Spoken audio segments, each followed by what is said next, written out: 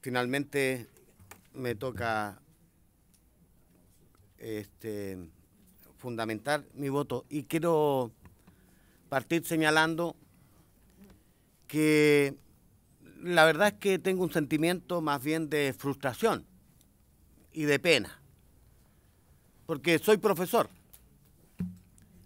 y porque he dedicado casi 30 años de mi vida al tema de la educación, pero no le pretendo dar lecciones a nadie acerca de esa materia. Como sí creo que hay muchos que se sienten poseedores de la verdad y dictan cátedras y creo y me recuerdan a los sofistas de la Grecia clásica, aquellos que se entrenaban en el arte de dar vuelta a los argumentos y terminaban convenciendo al adversario. Y esa era una técnica que se enseñaba y se aprendía. Porque aquí me dicen, y se han acercado con alguna solicitud efectivamente y me emplazaron acá, usted lo sabe, presidente, que queremos llegar a acuerdos. Pero la pregunta es, ¿cuáles acuerdos? ¿En qué condiciones de esos acuerdos? ¿Están dispuestos a ceder? Porque llegar a acuerdo implica ponerse en una posición de escuchar al otro y estar dispuesto a modificar mis propios razones y argumentos y propósitos. Y si no, no hay posibilidad, es imposición. Y la imposición evidentemente se aleja absolutamente de la idea de que en una materia tan trascendente como en la educación mostremos esta incapacidad de ponernos de acuerdo. Y miren, no lo vamos a lograr fácilmente. Un gran pacto, como le dicen en España, o un gran acuerdo en otras realidades ha sido posible. Y en aquellos que han logrado eso, de toda su clase política, aunque no me gusta el concepto de clase política, han tenido éxito y nos llevan una tremenda delantera. Partieron, se lo advierto, hace 40, 50 años atrás. Por eso la urgencia de hacer algo realmente efectivo para cambiar esto que nosotros tenemos. Y como podría argumentar con elementos de carácter jurídico o educacionales desde el punto de vista conceptual, yo voy a preferir hacer algo distinto. Voy a hablar desde mi experiencia. Soy hijo de un maestro mueblista. Fui a una escuela de barrio, la escuela número 4 de Angol, y fui posteriormente al liceo público de Angol, provincia de Malleco, parte de la región de la Araucanía, una de las regiones más pobres del país. Y mi padre, con su esfuerzo, me mandó a una realidad en que podía aspirar a ir a la Universidad de Concepción, porque había financiamiento, ¿no es cierto?, en el que estaba asociado a la realidad socioeconómica de la familia. Aranceles diferenciados se llamaba. Y pude estudiar solo porque pude pagar solo el 20% de lo que costaba el arancel. En caso contrario, a pesar de haber sido un buen alumno en todo ese tiempo, no habría podido ingresar a la universidad. Y si no hubiera entrado a la universidad, no habría sido profesor de Historia y Geografía, no habría podido ejercer durante 11 años en un colegio municipal, no habría podido llegar al Ministerio de Educación y hoy no podría estar hablándole como diputado de la República. Y esa es sin duda la mejor expresión de lo que hace la educación en términos de movilizarnos y darnos la posibilidad de romper el círculo de la pobreza, porque no estamos condenados a vivir siempre igual. El determinismo no es posible ni aceptable. Y hoy por hoy es más necesario que nunca tener una educación de calidad, porque tenemos una sociedad cada vez más compleja. La mía fue más fácil. En la época que yo entré a la universidad, solo el 20% iba a la universidad. Y pude romper esa barrera económica y también de carácter intelectual. Pero el liceo que tuve y esa escuelita básica, la número 4, que le conocían como la escuela chancha, era de suficiente calidad como para permitirme ir a este liceo, en donde íbamos todos. Y de allí salieron arquitectos, y de allí salieron abogados, y de allí salieron médicos. Y fue el hijo del empresario y también el hijo de un modesto obrero. A esa es la educación a la que aspiramos. Una educación que los incluya a todos, que les dé oportunidades a todos. Y hoy día no la tenemos.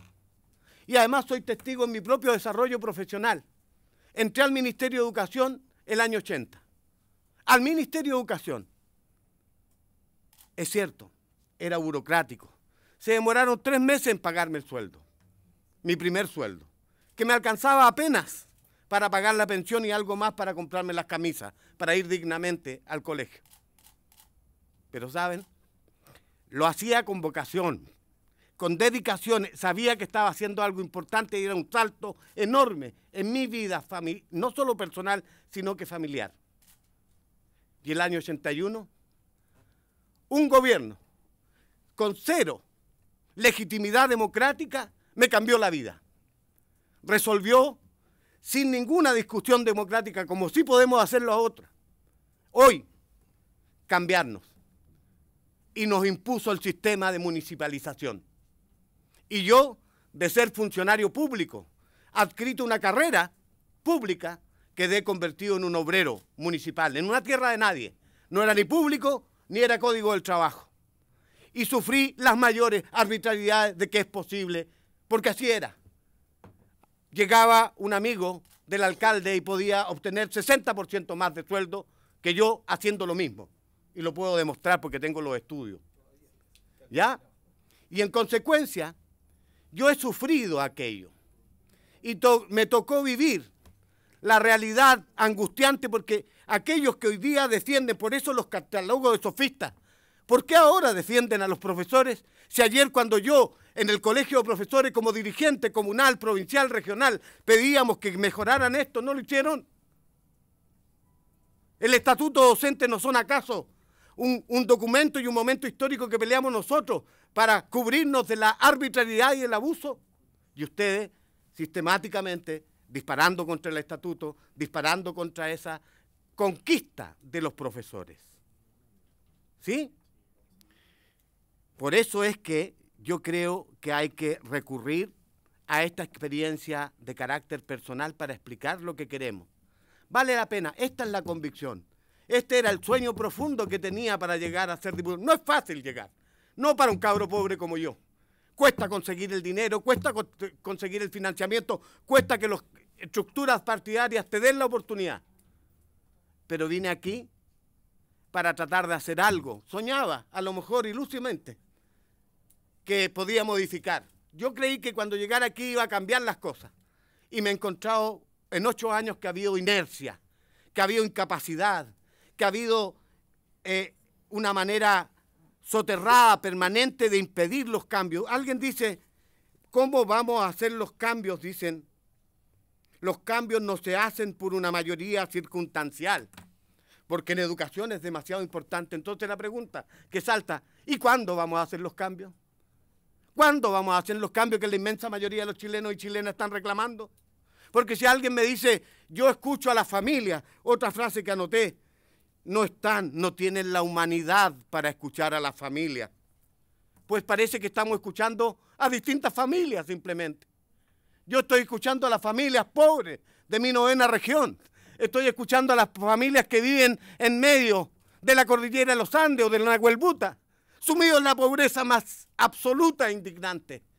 Esos niños son los que necesitan que le cambiemos la educación. No los niños que hoy día tienen las posibilidades de acceder en virtud del dinero que tienen sus padres a las mejores oportunidades. Simplemente, igualemos la cancha.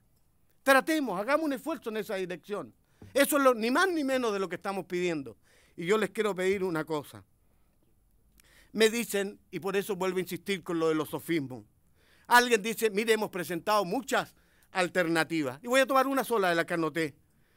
Subvencionemos como gran alternativa, paguémosle el 100% de la subvención a todos aquellos establecimientos que tengan más del 90% de asistencia.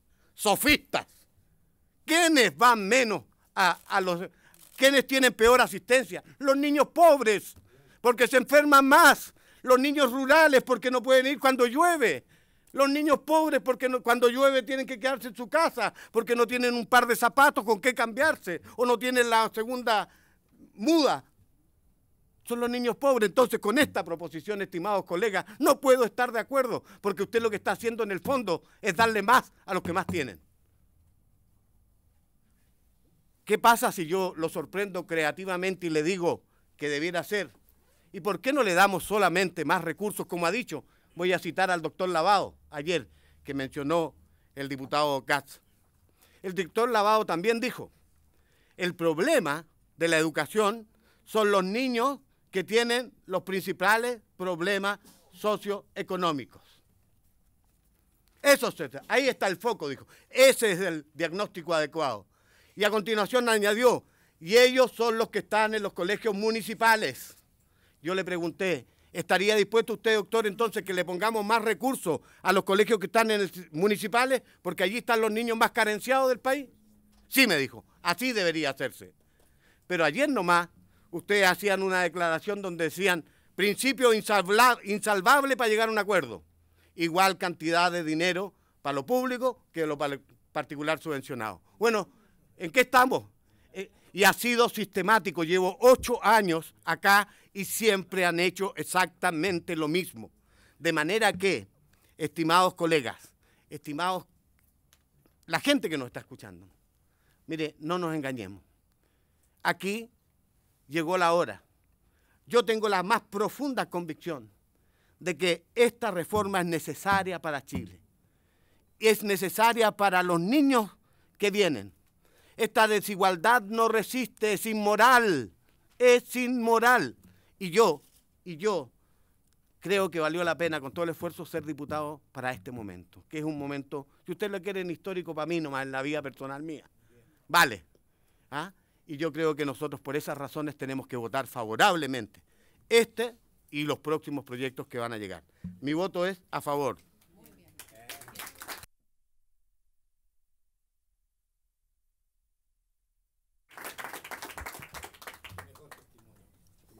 Me voy a... Una última cosita para terminar. Terminada la votación, queremos que la secretaria, porque es la formalidad del caso, nos señale cómo terminó la votación. Presidente, por la afirmativa, 8 votos, por la negativa, 5.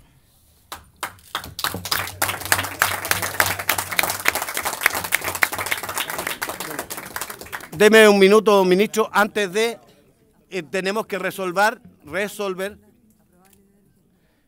Entonces, yo debo señalar que ha sido aprobada la idea de legislar en este proyecto.